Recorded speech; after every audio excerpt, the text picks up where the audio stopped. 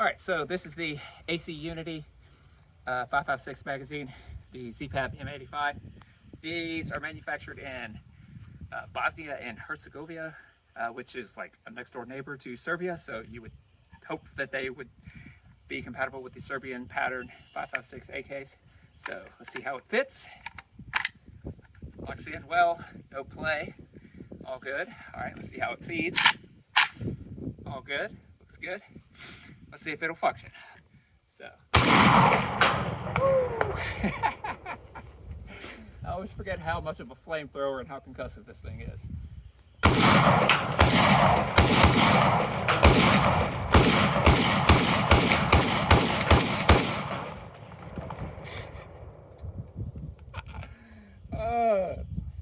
Seems like it's functioning just fine.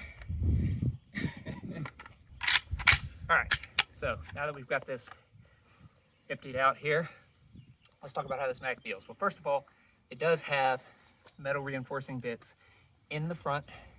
Here, you can come in for this. In the front and the rear, and it does have the Yugo style last round bolt hold open. So it does lock back, assuming it catches. So let's try that again. So yeah, this metal it's non-ferrous, and it's not steel. I don't know what it is. It's some sort of alloy. It's definitely not steel, and that seems like a cost-cutting corner that they did. So pulling this out, it's polymer. Seems like a relatively normal AK spring.